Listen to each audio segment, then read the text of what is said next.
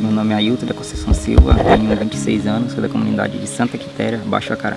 Meu nome é Jéssica Trindade dos Santos, tenho 28 anos, sou moradora da comunidade quilombola de Itapuãzinho.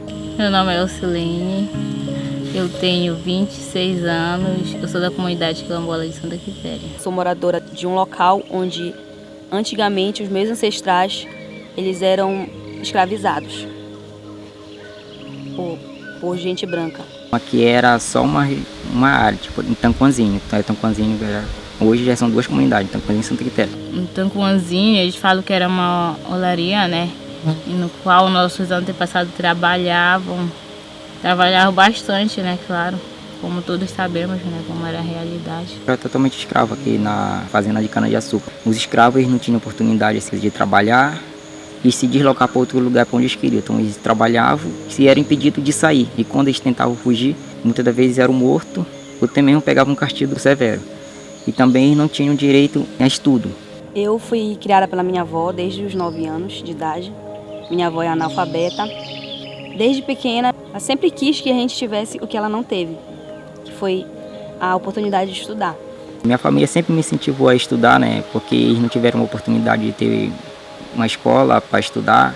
Aí hoje eu tenho essa oportunidade, então sempre me incentivaram para me estudar, né? Para que eu tenha uma formação e tenha assim, um futuro melhor que o deles.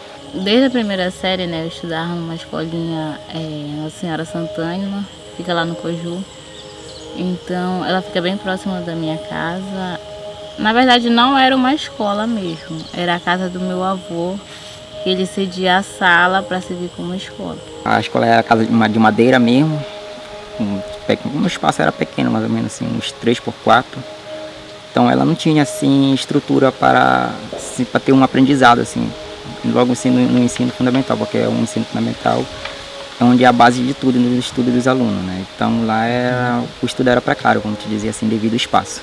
Tinha uma escola lá na Ilha do Maracujá, era só um barracão. Aí minha avó levava eu e o meu tio todos os dias de casco, um casquinho a remo, porque não tinha transporte, não tinha merenda dada pelo governo, pela prefeitura. Era merenda que a gente levava de casa. Aí quando algum coleguinha não tinha, o outro repartia o seu com o coleguinha.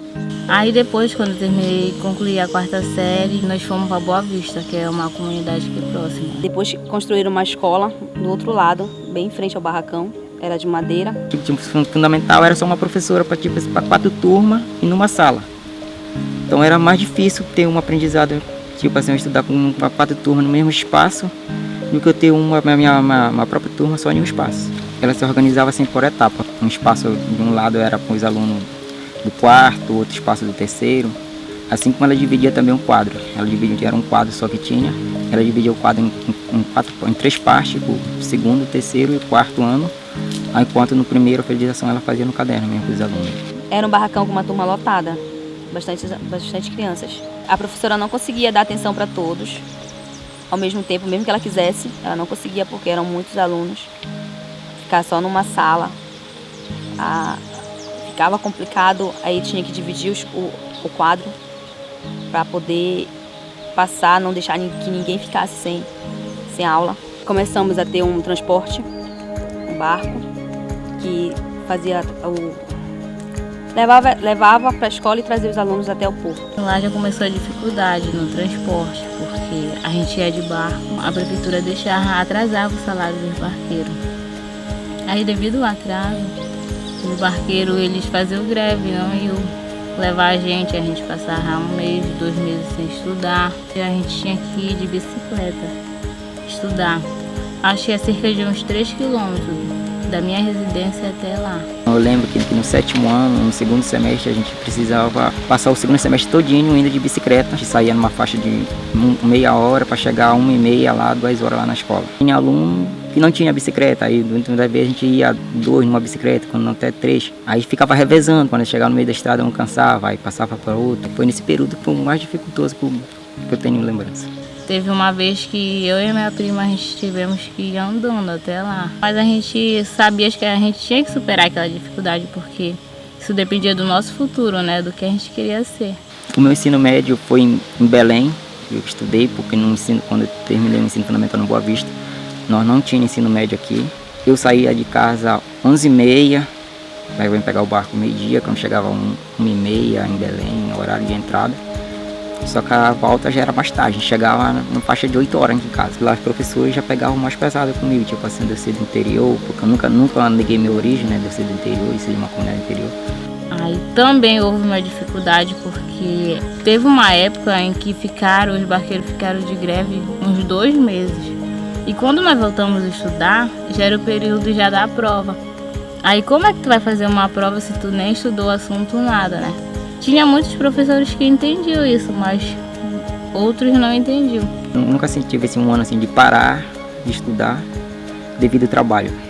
Não, sempre fiquei nessa trajetória, trabalhando de manhã e estudando à tarde. Meus estudos sempre foram à tarde. Nós jovens aqui, quilombola, que estamos aqui nos quilombos, a gente não tem a mesma perspectiva de competir com alguns alunos que estão na cidade. Depois que a gente termina nosso ensino médio, a gente para por aí mesmo, porque a gente não tem a oportunidade de fazer um cursinho lá em Belém. Se a gente tivesse assim um suporte melhor, tipo assim de transporte, tem estrada, mas é uma estrada sucateada. É muito dificultoso para a gente conseguir uma vaga na universidade pelo Enem. Então nós tivemos o conhecimento do PSE, né, quilombola, em 2014. Foi quando em 2017 eu fiz a prova do PSE e consegui passar na universidade. Então eu sabia que ia ser um pouco difícil, né, porque eu sou mãe com filho pequeno, mas aí quando meu pai soube que eu tinha feito minha inscrição, ele falou: não, tu não vai fazer. Porque agora que tu tem um filho, que tu vai querer continuar a estudar. Aí eu falei: não, agora que eu vou fazer. É pensando no futuro dele que eu quero fazer. Eu sempre fui a que mais se interessou em estudar, da família. E o sonho deles era que eu me entrasse no ensino superior. E eu consegui. Hoje tem vários jovens quilombola que estão na universidade, a qual eu entrei esse ano de 2019. Já tinha tentado alguns outros anos, não tinha conseguido. Então isso foi uma trajetória, uma conquista também muito grande que eu tive, né? Não é uma felicidade só para mim, também para meus pais, né? Porque ter um filho dentro da universidade é uma satisfação muito grande, com certeza, é uma felicidade. Porque não tivesse esse processo seletivo especial para aquele quilombola, com certeza hoje não teria dentro da universidade.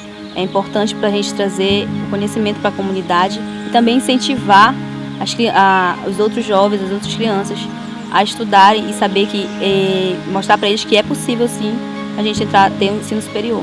Nossos ancestrais, nossos primeiros moradores aqui da nossa comunidade, eles se resistiram por muitos anos e hoje nós estamos aqui. Hoje nós sabemos o que é ser quilombola.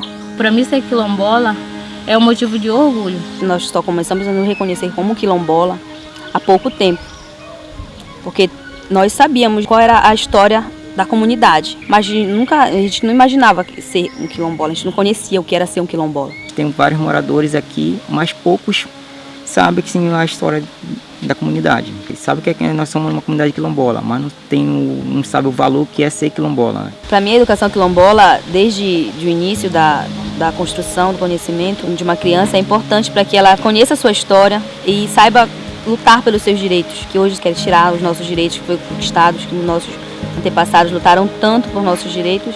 Não adianta hoje a gente não lutar por eles. Ser quilombola, para mim, é ter orgulho das minhas origens.